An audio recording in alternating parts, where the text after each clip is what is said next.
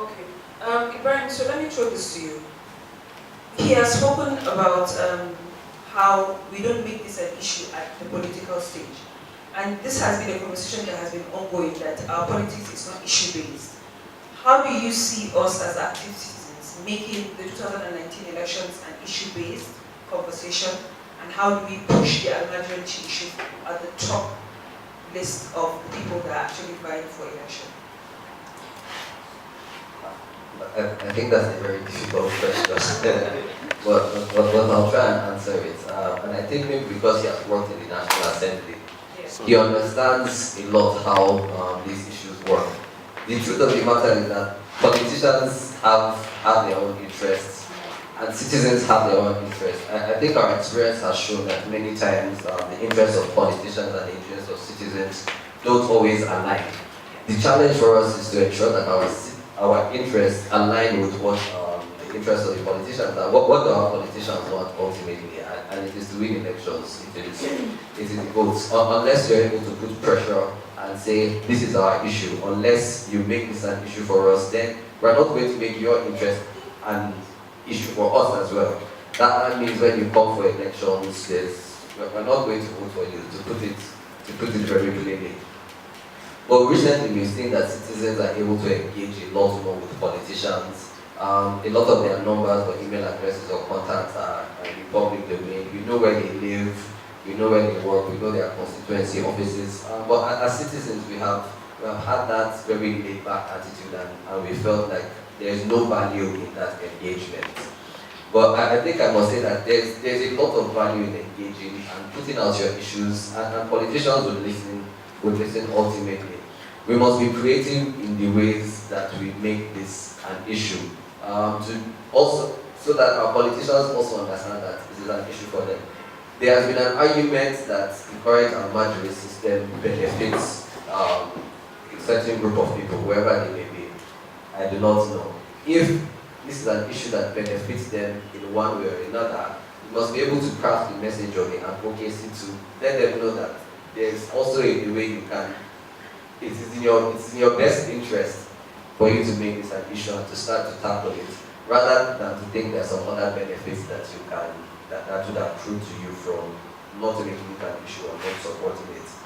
Ultimately, the issues that affect us as members of communities, especially around northern Nigeria, are issues that we have a common interest around, in the sense that regardless of whether you're from this local government or that local government, or whether you belong to one political party or a different political party, it's an interest that affects all of us. So there's a running thing, there's a common issue that we can all rally around and say, look, this is an issue that affects all of us. Regardless of who is looking for an elected or an appointed position, you can say this is an issue that affects all of us. It is in your own interest to make this an issue for you as well. Thereby, you are able to get more votes if that is what you want. So it ends up being more of a win-win situation. You have a leader or a stakeholder who is in a position to make it an interest and to take action around that issue. And for you as citizens, an issue that affects you and all of us, and we can start to see some action being taken as well. Okay, so I get what you're saying. You're talking about citizens engaging, right? So there's been the argument that there are a lot of government agencies that are responsible for this, and they have been doing the much they can do. But then citizens are not actually coming together to actually help them do their work well. Because recently, I know we've heard of I think the Adamawa state government trying to do the digital allo, that is the scale so that people can actually read. Do you think that is also an issue? That citizens are also just talking, paying lip service to this thing, but they're not actually ready to act when it comes to ending this. They want it to end, but when it comes to actually doing the work for it to end, they're not ready to do it. Yeah, I think it's an issue. And like you said in the introduction, for us as citizens, we like to sit down in the comfort of our homes and say this is an issue. And sometimes even proffer solutions to our televisions, instead of proffering the solutions to where it could be better made use of. But on the other hand, I wouldn't want to blame citizens entirely, because sometimes if you ask citizens what is the right government agency to go to with a particular issue, no one really knows. And I think if I should ask people around the room that if you had a solution, what is the government agency that you're going to? I'm not sure everyone knows. Can we do a poll? Yeah. No, not but if you had a solution to the Almajiri or you had an idea, which government agency would you go to? You know, sir. I honestly I don't. And let me just make a disclaimer. I'm not an expert on this subject, but we need to start with the conversation. Okay, so let me answer that question, Brian. I'd like to give Hajia Amina a few minutes to talk. She works with one of those agencies, so we're just going to give her a few minutes to talk about what her agency does, and I think we'll be able to understand that there are agencies that are actually doing something about that.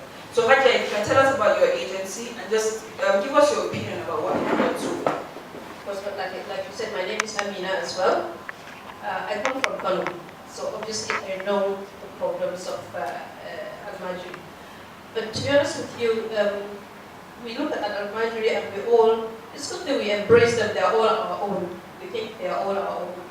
But Almajiri itself, the meaning of Almajiri comes from the Arabic word Al-Muhajir, which means migrator, somebody who has migrated. And a lot of these people you would find have come from our neighboring countries as well. They're not necessarily all ours. And that is where one of the things that I think government would have to look at, that migration has to be made regular and orderly. Now, there are people also that come as Almajiris for economic reasons. They're not basically just going to the school thing. It's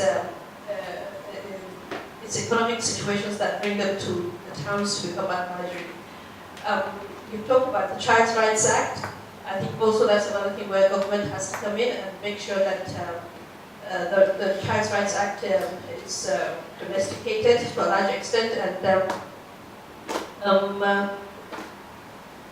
basically make sure that there are sanctions. Because if there are no sanctions, whatever laws we have are not going to work. But to me, the educational part of Almajiri is a wonderful thing.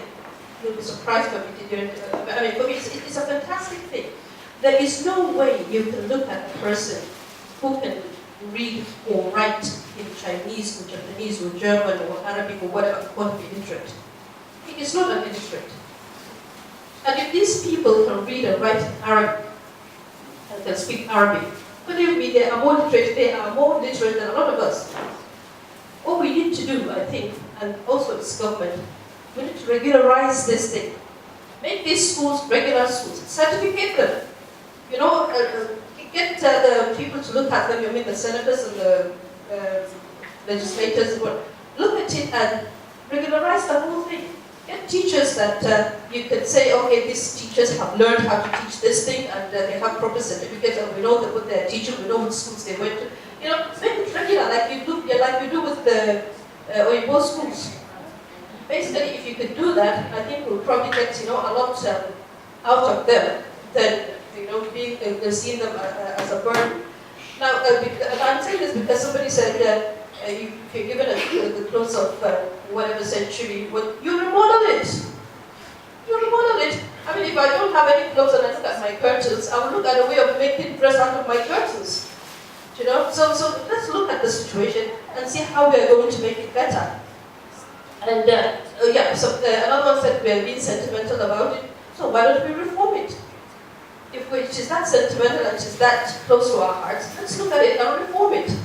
So we need to change the narrative about thinking that Almajiris are a burden. Why don't we look at them as human resources that we can make something out of? I think that's the narrative we need to change. Of course, it's a bad thing. And when we were growing up, I remember we used to have what we call children of the school, because in those days they would just get children off the streets, bring them to the boarding school. I went to a boarding primary school, and when we go on holiday, they remain in school because they have nowhere to go to. And believe me, some of them became really good citizens of this country and held positions. And that's because they had that, the government was in charge and the government wanted to do something about it and the government did something for them, and in the end we all became the winners for it. Now, what we should be looking at now, I think, basically, in terms of the Almajiri thing is the new Almajiri that we are creating. We are creating a brand new kind of Almajiri which is government and donor dependent. We are waiting for government to give us, we are waiting for donor organizations to come and give us. We are refusing to give people the opportunity to make a life for themselves. And they want to make a life for themselves. And that is where Boko Haram is coming into. If people around that area are given an opportunity to become, believe me, we will not be fair. We will be thinking of, okay, let's solve the Almajiri issue that we have now. We're not looking at another Almajiri issue. But already now, proud people in Maiduguri that I know, but I just waited to be for organizations and to want to give them tomatoes and peppers and rice. This is not what they want. They want to be given an opportunity to have a life. It's us now creating our own government, if you like, waiting. So and another thing also is we look at the degree syndrome. Not everybody needs to have a degree. If you can't have a degree, don't have a degree, but have a skill. And this is also where government and us as citizens we can come in. Let's say so if it's not pulling, for God's sake, give them something. There is something that a human being definitely can do. So let's find what it is and do it. So I think we should stand up as citizens, like you said, Amina. Coordinate. You guys need to coordinate this thing.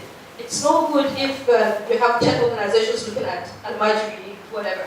You need to coordinate, you need to unite to stop a duplication of efforts so that whatever you're doing will have an impact.